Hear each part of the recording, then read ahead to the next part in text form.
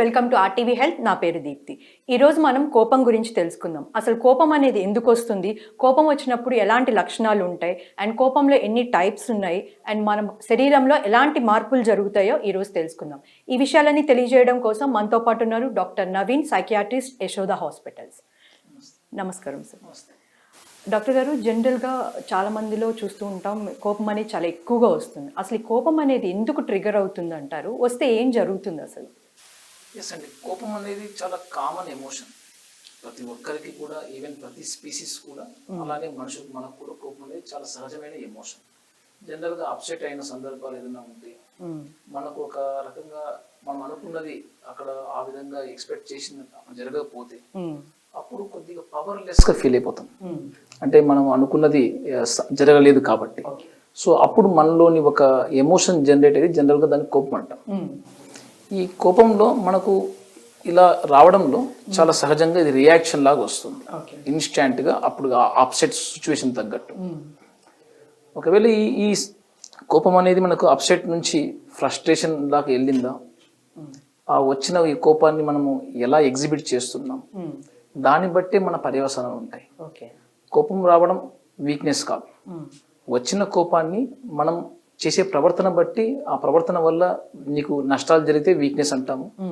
ఆ కోపాన్ని మనం కరెక్ట్గా వాడుకొని దాని పద్ధతి ప్రకారంగా ఎగ్జిబిట్ చేయగలిగితే, సాధించుకోగలిగితే దాన్ని ఛానలైజ్ చేసినట్టు అంటాం.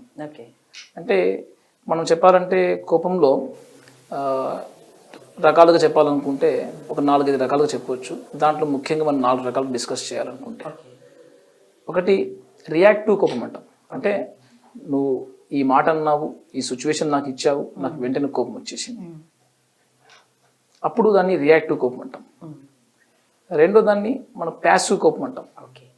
అంటే వచ్చిన కోపాన్ని వాళ్ళు చెప్పలేకపోవడం, విత్డ్రాడ్ అయిపోవడం. అంటే మాట్లాడకుండా మౌనంగా ఇంట్లో కొంచెం సేపు ఇంట్లో గౌనం, అంటే నేను ఒక 1-2 days ఎంతో మాట్లాడను. లేదంటే నాన్ కోఆపరేషన్ లాగా, అంటే కోపాన్ని నాన్ కోఆపరేషన్ లాగా వాళ్ళని దాని సహాయ నిరాకరణ అంటుంటే ఆ రకంగా చేసినట్టు ఉంటుంది. లేకుంటే కావాల్సిన అవాయిడ్ చేయడం, ఇలాంటి వాటిని ప్యాసివ్ కోపం అంటారు. ఇంకా చెప్పాలంటే దీన్ని క్రానిక్, అంటే ఎక్కువ రోజులు ఉంటే దీర్ఘకాలిక కోపం ఇట్లా అంచుకుంటే ఇది చాలా ఇబ్బందికరమైన. ఎక్కువ రోజులు ఉండేసరికి మనలో హెల్త్ ప్రాబ్లమ్స్ తయారవుతాయి. ఎందుకంటే ఈ కోపం అనేది కొద్దిగా స్ట్రెస్ హార్మోన్స్ రిలీజ్ చేస్తాయి. నువ్వు ఎంత ఎక్కువ కాలం కోపంలో ఉండి మెయింటైన్ చేసావంటే అంత ఎక్కువగా స్ట్రెస్ వీళ్ళు జనరేట్ అవుతున్నట్టు.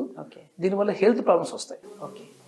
హార్ట్, లంగ్స్, కిడ్నీలు, డయాబెటీస్, హైపర్టెన్షన్, ఇవన్నీ కాస్త కూస్తో దీనికి కావాల్సిన స్ట్రెస్ హార్మోన్స్ ఎక్కువ రిలీజ్ కావడం వల్ల బాడీలో చేంజెస్ జరుగుతాయి.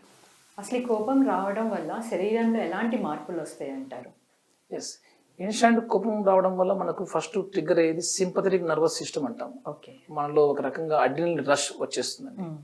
సో బాడీ పరంగా హార్ట్ బీట్ ఎక్కువ రేజ్ అవ్వడము, కొద్దిగా గాలి ఎక్కువ తీసుకున్నట్టు, బలంగా తీసుకుంటున్నాము, ఎనర్జిటైజ్ అయిపోతాం. కాస్త మనలో ఇన్స్టాంట్గా ప్రవర్తించడానికి మనకు కావాల్సినంత ఎనర్జీ వచ్చేస్తుంది. ఆ ఎనర్జీ వచ్చినప్పుడు మనలో దాన్ని సరిగ్గా వాడుకుంటే, మాటల్లో చెప్పుకోగలిగితే కమ్యూనికేషన్ ఏర్పడుతుంది. మాటలు వాడకుండా బాడీని వాడామనుకోండి, మనలో హార్ట్ బీటింగ్ రేజ్ వల్ల మనలో వీక్నెస్ మనమన్నా ఎక్స్పీరియన్స్ అవుతాం, లేకుంటే వేరే వాళ్ళని వీక్ చేయడానికన్నా మనం ఉపయోగించుకుంటాం ఆ కోపం. సో కోపం వచ్చినప్పుడు అసలు ఎలాంటి నష్టాలు జరుగుతాయి అంటారు?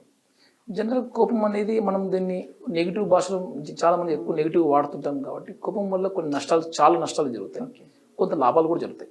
నష్టాల విషయం మనం చెప్పాలంటే, మనం వెంటనే ఆ సిచ్యువేషన్ అప్సెట్ లాగా నువ్వు యాంగర్ చెప్పావనుకోండి, నీకు ఆ కమ్యూనికేషన్ డ్యామేజ్ జరుగుతుంది, లేకుంటే ఐడియాని పాస్ చేయలేకపోతాం. రెండోది, కోపం వల్ల వేరే వాళ్ళు ఎమోషనల్గా హర్ట్ అవుతాం. హర్ట్ చేస్తాం, హర్ట్ కాబడతాం కూడా, రిలేషన్ దెబ్బతింటాయి. ఇందాక చెప్పినట్టు రియాక్టివ్ కోపం అంటే కన్నా మనకు దాదాపు వెంటనే మనకు బాడీ ఫిజియలాజికల్గా, అంటే బాడీ రియాక్ట్ అయిపోతుంది, అంటే హార్ట్, లంగ్స్, కిడ్నీ పార్ట్స్. అదే ప్యాసివ్ కోపంలో స్ట్రెస్ జనరేట్ అయిపోతుంది. క్రానిక్, అంటే ఎక్కువ కాలం ఉండే కోపంలో మనకు damage, health damage, stress hormones ఎక్కువైపోయి హెల్త్ డ్యామేజ్ అవుతాయి. సో ఈ రకంగా నష్టాలు ఈ రకంగా చెప్పవచ్చు. కన్స్ట్రక్టివ్ కోపం ఉంటాయి కొన్ని, అంటే దాన్ని ఛానలైజింగ్ అంటాం. ఆ ఛానలైజ్ చేసిన వాడు ఆ వచ్చిన కోపాన్ని అప్సెట్ సిచ్యువేషన్ ఒక మోటివేషన్గా వాడుకుంటాడు. ఒక మంచి పనికి, ఆ రోజు ఆ మాట అన్నందుకే నేను ఇది సాధించాను, ఆ మాట అన్నందుకు ఈ కోర్స్ చదివాను, ఆ మాట అన్నందుకు ఈ బిజినెస్ స్టార్ట్ చేశాను, అట్లా చాలా మంది దాని కోపాన్ని ఇలా పాజిటివ్ టర్న్ చేసుకోవచ్చు. అసలు ఈ కోపం వచ్చినప్పుడు ఒక మనిషికి కంట్రోల్ చేసుకుంటే మంచిదా లేకపోతే ఎక్స్ప్రెస్ చేస్తే మంచిదంటారా? ఎస్, కంట్రోల్ డెఫినెట్గా కొంతవరకు లాభం, ఎక్స్ప్రెస్ చేయడం కూడా లాభమే. కంట్రోల్ ఏ రకంగా కంట్రోల్ చేస్తున్నాం? మనల్ని కంట్రోల్ చేసుకుంటే ఏదో ఇంకా నాకు కోపం వచ్చి నేను ఆపుకోవాలో, వీళ్ళు చెప్పినా కూడా నేను వీళ్ళకి మాట బూతులు వచ్చేస్తున్నాయి నాకు ఇంకా చెప్పకూడదు అని ఆపుకొని సహాయ నిరాకరణలాగా ప్రవర్తించామనుకోండి, ఆ కమ్యూనికేషన్ దెబ్బతింటుంది. ఓకే.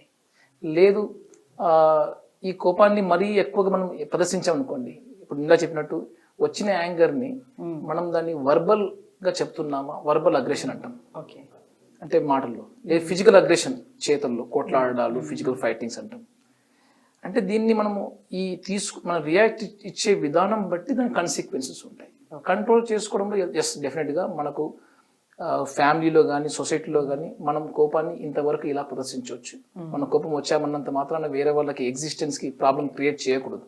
ఓకే. అది లా పరంగా ఈవెన్ సమాజం పరంగా రెండు కూడా చట్ట విరుద్ధం అండ్ సమాజ విరుద్ధం. సో కోపాన్ని ఎలా కమ్యూనికేషన్ పాస్ చేయించాలి ఉండే అప్సెట్ సిచ్యువేషన్ మనము వ్యక్తిగా వాడుకోవచ్చు, సమాజం పరంగా వాడుకోవచ్చు, చట్టాలను వాడుకోవచ్చు, చెప్పుకోవడానికి, కమ్యూనికేట్ చేసుకోవడానికి. మరీ ముఖ్యంగా నీకు అప్పటికప్పుడు కోపం వచ్చింది, ఫ్రస్ట్రేట్ వచ్చావు, సో వెంటనే రిలీఫ్ కావడానికి ఆ సిచ్యువేషన్ నీకు డిమాండ్ చేస్తే మాటల గురించి చెప్పొచ్చు. లేదంటే కొద్దిగా టెంపరీగా 5 minutes బ్రేక్ తీసుకోండి, వాటర్ తాగొచ్చు. పూర్తిగా కొద్దిగా కడుపు నిండా వాటర్ తాగినా కూడా కాస్త వస్తూ ఎమోషన్స్ కొద్దిగా కంట్రోల్ లెస్ వస్తాయి. కాస్త మనకు మరీ ఎక్కువ కోపం వచ్చే సందర్భాలు ఏమొచ్చాయి, ఒకసారి జర్నలింగ్ లాగా నైట్ పడుకునే ముందు రాసి పెట్టేసుకుంటే ఈ పనులు చేస్తే నాకు ఈ సమస్య తీరిపోతుంది, వీళ్ళకి ఇది అయిపోతుంది అలా రాసి పెట్టుకుని ఒక క్లారిటీ, అంటే problem no and solutions if you know or don't know ఒకసారి రాసి పెట్టుకోవడం బెటర్. ఓకే.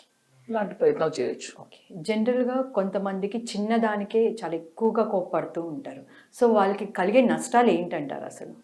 ఎస్, జనరల్గా ఫ్రీక్వెంట్గా కోపం ప్రదర్శిస్తూ ఉంటే వాళ్ళకి అలవాటుగా మారిపోతుంది.